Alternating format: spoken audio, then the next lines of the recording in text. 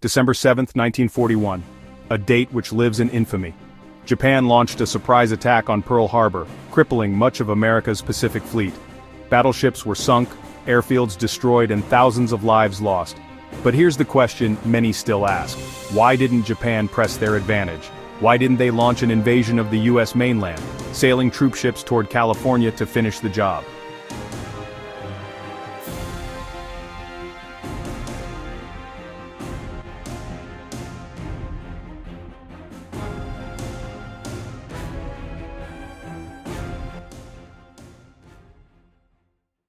At the time, America's Chief of Staff made a grim prediction. He believed that if Japan had attempted a full-scale invasion, US forces wouldn't have been able to stop them until they reached the Mississippi River.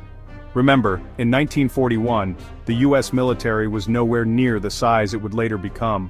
America had about 2 million men under arms, but many were stationed overseas or scattered across different posts. Our Navy was wounded, our West Coast defenses limited. On paper, Japan could have struck deeper.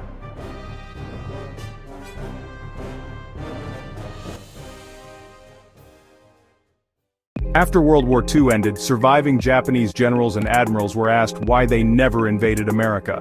Their answer was startling in its simplicity.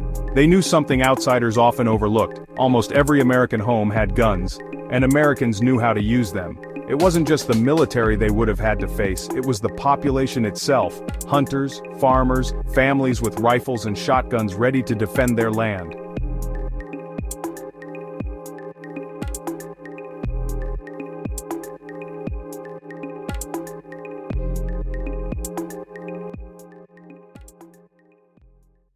To put this into perspective, let's look at some numbers. In Wisconsin alone, over 600,000 hunters purchased licenses in a single season.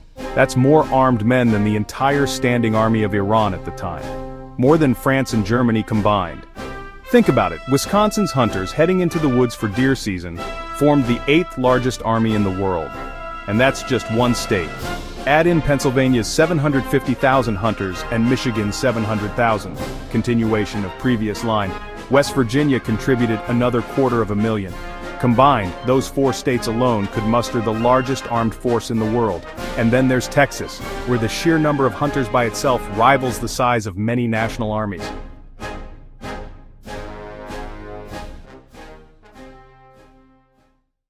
So what does all this mean? Hunting in America has always been more than just a way to fill the freezer. It's a reflection of self-reliance, skill, and a culture of marksmanship. During World War II, this meant that an invasion force would not only face soldiers in uniform but also civilians with rifles who knew their land and knew how to defend it.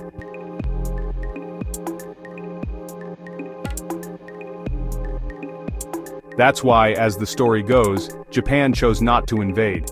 It wasn't just about the US Army or Navy, it was about the armed citizenry. And here's the takeaway. Enemies, foreign and domestic, understand the strength of an armed population. America's hunters alone, year after year, demonstrate a quiet fact. They represent one of the largest, most skilled armed groups in the world. Food for thought. Next time we consider discussions about gun control or the balance between national security and individual rights.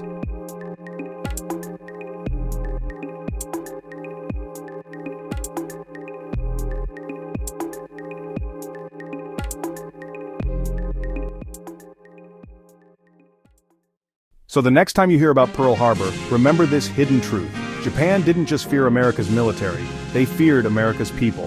Thanks for watching. If you found this story eye-opening, hit that like button, subscribe for more history deep dives, and share this with someone who loves learning the what-ifs of history.